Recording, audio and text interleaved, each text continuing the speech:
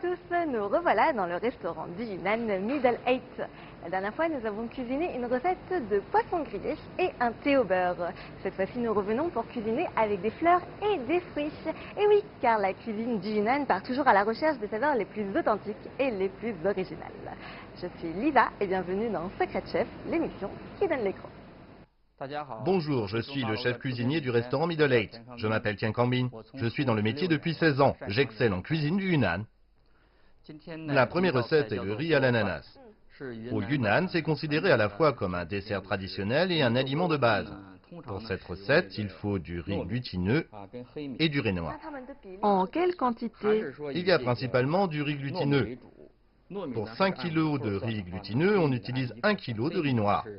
Le riz noir sert à décorer le plat et à le rendre plus alléchant. Maintenant, nous allons tremper le riz dans de l'eau chaude. C'est vrai qu'on connaît le riz glutineux qui est utilisé dans la confection de desserts en Chine, mais on connaît un peu moins le riz noir, qui est également surnommé le riz de l'empereur, car à l'époque des dynasties, seul le roi et sa famille pouvaient en manger. On doit le tremper combien de temps? 1 heure. On mélange bien.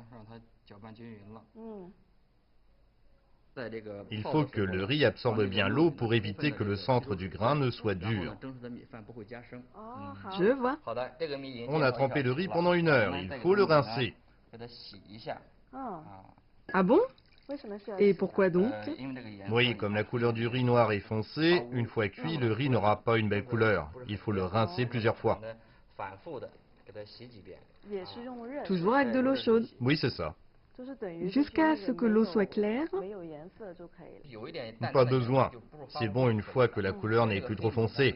Le riz noir colore toujours l'eau. Le résultat sera donc un peu violet. Tout à fait. C'est coloré légèrement par le riz noir.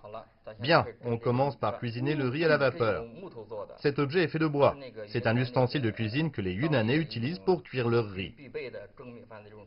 En fait, vous pouvez voir, il y a un petit panier ici au fond, et en dessous, il y a un petit creux. En fait, ça permet à la chaleur de l'eau de cuire le riz à travers ce creux. On a déjà ajouté de l'eau. Oui, c'est ça, il faut le faire bouillir. On n'ajoute donc pas d'eau directement dans le riz. Non. Comme il a trempé dans de l'eau chaude et qu'on l'a rincé plusieurs fois, il a déjà absorbé beaucoup d'eau. On peut donc le cuire directement à la vapeur. Je vois. Et si on n'a pas cet ustensile à la maison, on peut également utiliser un autocuiseur. Bien sûr. Mettons le riz. Oui, il faut bien l'aplatir pour bien le cuire. Comme ça, on peut éviter la mauvaise surprise. Il faut bien l'aplatir. Oui, c'est ça. Bien. On met le couvercle et on allume le feu. À grand feu pendant 40 minutes. On va profiter de ce temps pour préparer l'ananas. Ok. Et comment on choisit un bon ananas pour cette recette? Il faut choisir de grands ananas, car après l'avoir creusé, il faut le remplir de riz. Si on choisit de petits ananas, le creux sera trop petit. Tout d'abord, on coupe les deux extrémités.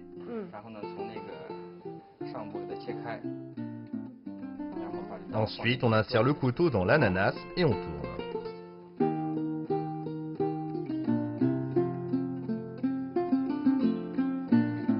Vous avez vu cette technique? Il a creusé un trou au fond de l'ananas pour le sortir.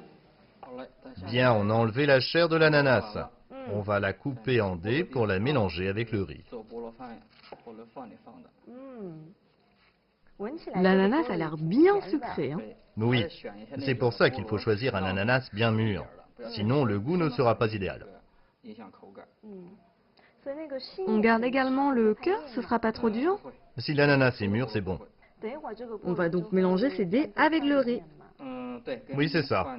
On peut également placer quelques dés au-dessus pour décorer. Très bien.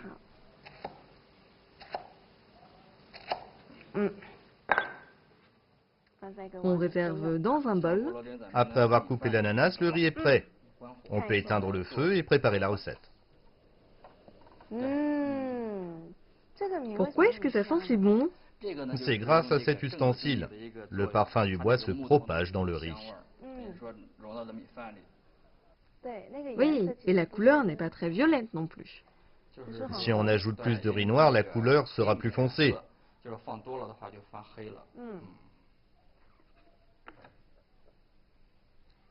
Bien, ça suffit. Qu'est-ce qu'on fait ensuite? On va ajouter les ingrédients et les condiments dans le riz et bien les mélanger. Après, on en met dans l'ananas et on le cuit à la vapeur. Et qu'est-ce qu'on va utiliser? Il y a des mini-jujubes, des graines de lotus, des framboises séchées, des fruits confits, de la pâte de haricots rouges, des haricots rouges sucrés, des pulpes de longanes séchées et des dés d'ananas. Quant aux condiments, il y a du saindoux, du sucre blanc et du miel. Pour la recette traditionnelle du riz à l'ananas, il n'y a que l'ananas, du saindoux et du miel. Même le riz noir n'est pas nécessaire. Allons-y. Ok, je m'y mets aussi. Les mini-jujubes. 3 suffisent. On en utilise pour décorer aussi. Elles vont fondre et donner du goût. C'est déjà dénoyauté. Oui. Et les graines de lotus, on en met beaucoup? Pas besoin, on a des ingrédients de toutes sortes. On ajoute un peu de tout. Voilà les framboises séchées. En fait, on peut mettre ce qui nous plaît, en fonction des goûts de chacun, n'est-ce pas? Oui, c'est ça. On peut choisir d'autres fruits confits ou d'autres sucreries. Il n'y a pas de recette fixe. On ajoute un peu de haricots rouges sucrés. Ça se prépare comment?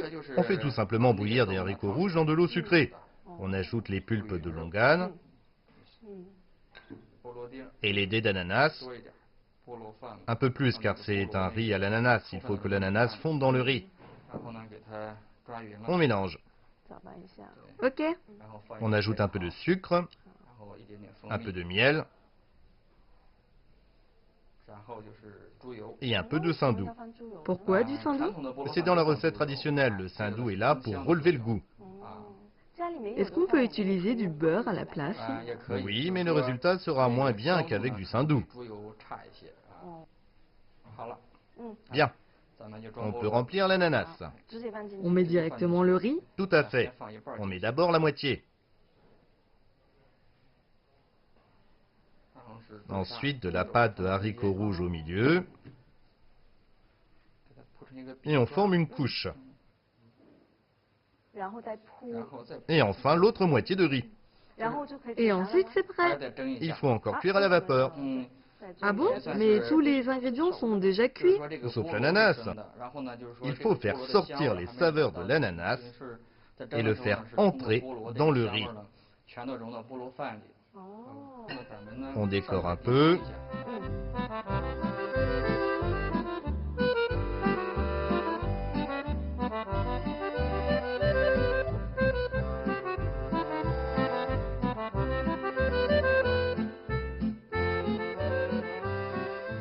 Le riz à l'ananas est prêt pour la cuisson à la vapeur. On allume le feu. On cuit combien de temps? 20 minutes environ.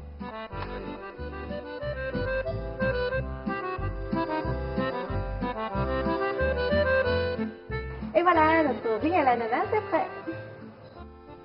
La deuxième recette est une omelette aux fleurs de jasmin. D'habitude, pour cuire des aliments, on les fait mijoter, sauter ou encore frire. Aujourd'hui, on va cuire avec des pierres. Pourquoi ne pas utiliser une méthode traditionnelle aujourd'hui? Quand on fait sauter, la chaleur est homogène. Alors la texture de l'omelette aussi. Mais si on utilise des pierres dans une marmite d'étain, l'omelette, près des pierres, aura une texture croustillante et les autres parties seront tendres. Et le plat sera délicieux. Génial! On va utiliser des galets. Des galets. Il faut les chauffer d'abord, c'est ça? Oui. Et comment on s'y prend? La température ne doit pas être trop élevée, sinon les galets risquent de se briser. Dans le même temps, il faut aussi chauffer cette marmite d'étain. Parce que la seule chaleur des galets ne suffit pas. Je vois.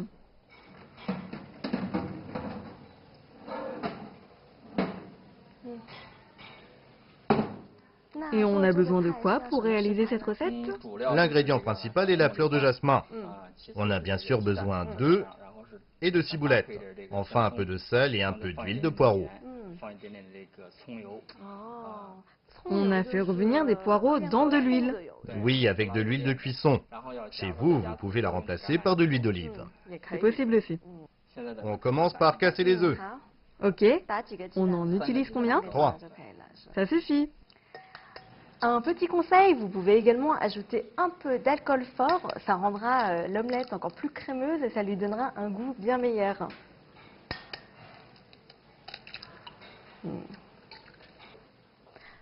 Comment on coupe la ciboulette? En tout petit.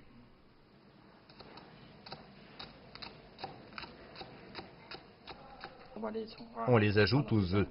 Oui. Ok.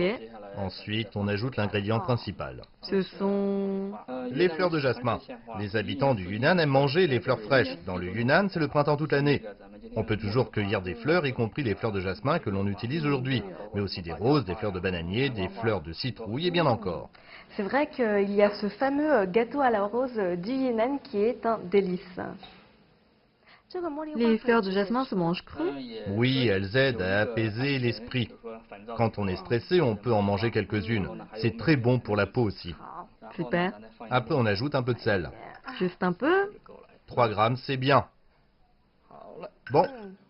Ça fait à peu près une demi-cuillère. On bat les œufs. Bien, les galets sont chauds, sortons-les et préparons la recette. Ok.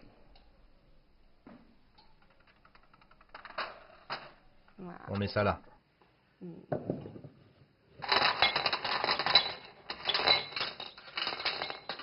On verse 2 cuillères d'huile. J'ai vraiment hâte de voir le résultat. On entend déjà les petits crépitements. Après, on verse l'œuf. Oui.